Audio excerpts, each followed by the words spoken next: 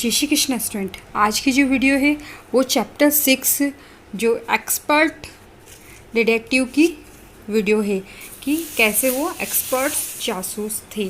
तो स्टार्ट करते हैं हम वीडियो। इसकी हिंदी समरी जो है आपकी, इसमें एक कहानी जो कह रहा है, वर्णन करता है, उसका नाम माया, वो उसका 7 वर्षीय भाई निषाद है। तो माया है वो उसका छोटा वाला भाई है। एक व्यक्ति जो मिस्टर नाथ के विषय में कुछ बातें संदिग्ध पाते हैं। एक व्यक्ति है जिसका नाम मिस्टर नाथ है और उसके बारे में कुछ संदिग्ध बातें वो पाते हैं।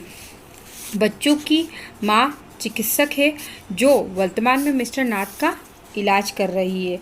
और इसके अंदर जो मिस्टर नाथ के चेहरे पर अनेक गंदे निशान हैं, वे एक कमरे में अकेले रहते हैं। बच्चे उत्साहित होकर मिस्टर नाथ के विषय में चर्चा करते हैं, जबकि माया सोचती है कि वे एक अपराधी हैं और जो कानून से छिपकर रह रहे हैं, जिसमें लाखों रुपए कहीं छिपा रखे हैं। माया का भाई सेवन में यह नहीं मानता।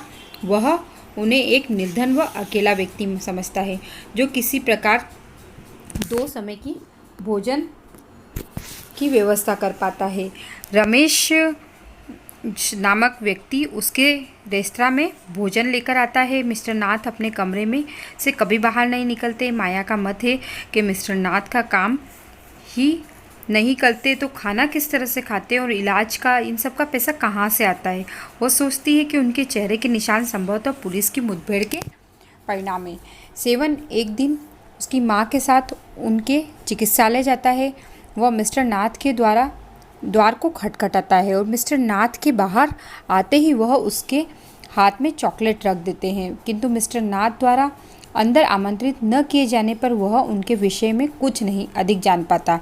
तब सेवन रमेश से मिलता है जो उसके लिए भोजन लेकर आता है। उसे बताता है कि मिस्टर नाथ भोजन का पैसा नगद देते हैं और ऊपर से टिप भी देते हैं। तथापि प्रत्येक रविवार को एक व्यक्ति उनसे मिलने के लिए आता है। वह व्यक्ति लंबा, गोरा व अधिक बोलता है और चश्मा लगाता है। ये सब बातें जो है वो व्यक्ति बोलता है जो टिफ़िन लेकर आता है। नेक्स्ट फिर जो माया यह जानकारी प्राप्त कर प्रसन्न है और उसने सेवन से कहा कि इन सभी एकत्रित सूचनाओं का प्रयोग करके मिस्टर नाथ के विषय में छानबीन करेगी। निषाद अभी भी विश्वास नहीं करता है कि मिस्टर नाथ अपराधी है, क्योंकि वह उसे एक साधारण व्यक्ति प्रतीत होते हैं। माया का कहना है कि वो अपराधी हैं और वो साधारण व्यक्ति भी अपराधी जैसे ही दिखते अपराधी भी साधारण व्यक्ति जैसे दिखते हैं। अगले दिन भारी बारिश होती है। बच्चों की विद्यालय से छुट्टी नहीं होती है। उन्होंने इस अवकाश को मिस्टर नाथ की वास्तविक जानकारी हेतु उपयोग में लेते हैं। विद्यालय की छुट्टी होने की वजह से वो योजना बनाते हैं और माया उनके बारे में सारी सूचना एक कागज़ पर लिख देती है। और उसके बाद में माया अपने लेख का शीर्षक देती है, एक अपराधी को पकड़ना। वह उसके नीचे वह निषाद का नाम निपुण जासूसों के रूप में लिखा। फिर लिखना समाप्त कर उसने 9 बिंदुओं एक एक कर पढ़ा। 9 बिंदुओं में मिस्टर नाथ के विषय में विदित तथ्य थे। उसमें उनका खाना पाना व उनका मूल्य सूचनाएं चुकाना जैसे तथ्य भी शामिल थे। माया ने तथ्यों को जांच कर यह अनुमान लगाया कि मिस्टर नाथ वास्तव में अपराधी थे। निषाद उनसे असहमत था और उसके अनुसार मिस्टर नाथ एक निर्धन व्यक्ति थे जो सादा भोजन करते हैं, वह जिनसे कोई एक व्यक्ति मिलने आता है। निषाद को उसके अकेलेपन व उसकी दशा पर बहुत दया आती है। फिर माया यह सोचती है कि यह मिलने वाला व्यक्ति मिस्टर नाथ के अपराधी में सहायक है जो उसे लूट के पैसे में से धन देता है। माया के मिस्टर नाथ के प्रति विचारों को जानकर निषाद बहुत अधिक क्रोधित होता है। निषाद उसका भाई है। निषाद ने कहा कि टिप देना कोई अपराध नहीं होता। माया का कहना था कि रमेश को वे इस कारण टिप देते हैं कि वह चुप रहे और रमेश मिस्टर नाथ के बारे में गलत जानकारी रखता था और उसका रहस्य जानता था। वह उसे चुप रहने के लिए यह पैसा दिया करता था। माया ने उसे समझाया कि वह तर्कसंगत विचार करे। निषाद मिस्टर नाथ का मित्र बनना चाहता था। वह उसके अकेलेपन का कारण जानना चाहता था। माया का मत था कि मिस्टर नाथ पहचाने जाने के डर से अकेले रहते हैं कि कोई उन्हें पहचान कर पुलिस के सुपुर्द ना कर दे। मिस्टर नाथ निषाद मिस्टर नाथ से मित्रता करने के विचार में दृढ़ था।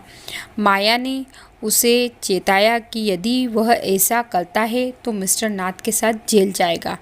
निषाद क्रोधित होता है, असहमत होकर वहाँ से उठकर चला गया। तो ये आपकी कहानी कंप्लीट होती है और इसमें जो ये निपुण जासूस जो दोनों भाई बहन थे वो मिस्टर नाथ के बारे में जानना चाहते हैं और वो जानने के लिए बहुत कोशिश करते हैं।